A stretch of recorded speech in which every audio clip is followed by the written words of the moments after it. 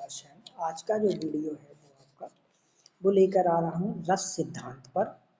रस की परिभाषा और उसका स्वरूप पर अपन चर्चा करेंगे। रीति की परिभाषा पर विचार करते हुए आचार्य बलदेव उपाध्याय जी ने लिखा है, अपने मनोवियोग भावों की अभिव्यक्ति लेखक नवीन और विशिष्ट मार्ग का आलम्बन लिए हुए करते हैं। इसके रीति का अर्थ, रीति शब्द की रीढ़ धातु से क्युवन प्रत्यय के योग से बना हुआ शब्द है। अतः रीति का व्युत्पत्ति परक जो अर्थ है वो होता है गति, मार्ग या प्रस्थान, और रूढ़ अर्थ है पद्धति, विधि आदि। काव्यशास्त्र के क्षेत्र में रीति का प्रयोग दो अर्थों में प्रयोग होता है। एक काव्य रचना की सामान्य पद्धति, शैली आदि के अर्थ में, दूसरा संस्कृत में एक संप्रदाय विशेष के अर्थ में। वह संप्रदाय है आचार्य बामन 9वीं शताब्दी द्वारा प्रवर्तित रीति संप्रदाय। रीति सिद्धांत, रीति शब्द के प्रथम प्रयोक्ता, रीति के लक्षणकर्ता, रीति सिद्धांत के संस्थापक आचार्य बामन हैं। उनके अनुसार रीति पदों की विशिष्ट रचना होती है। केवल रचना ही नहीं, विशिष्टता से तात्पर्य गुणों की सत्ता, अर्थात पदों की रचना में गुणों का विन्यास भी है। इसके साथ अब देखते हैं आगे रीति की अवधारणा।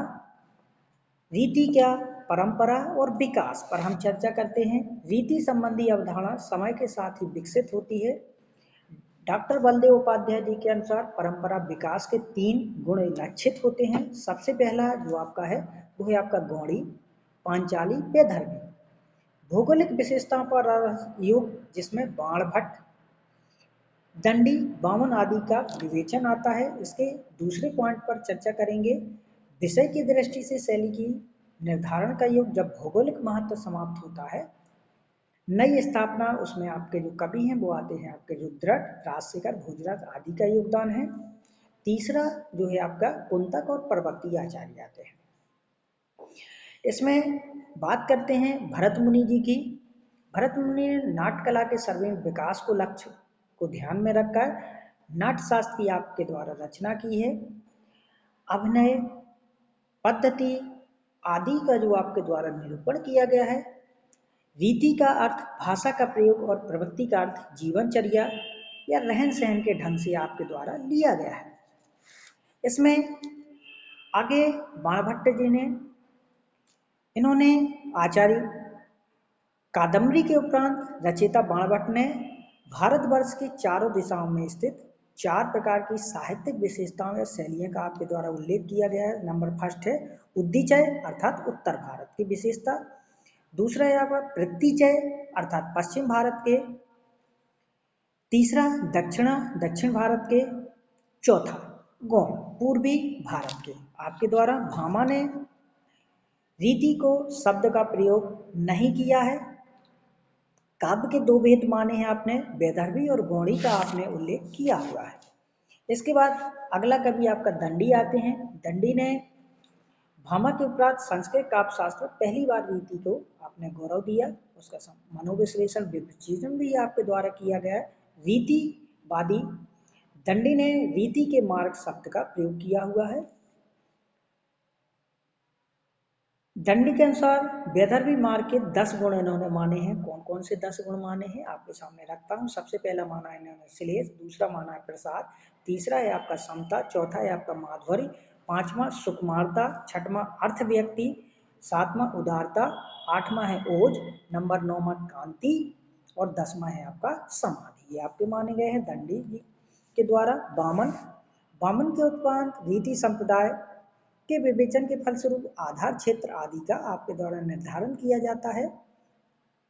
रुद्रट जो आगे हैं, इन्होंने 3 मानी है जी, वैदर्भी, गौड़ी, पांचाली के साथ साथ आपके द्वारा लाटी भी मानी गई है।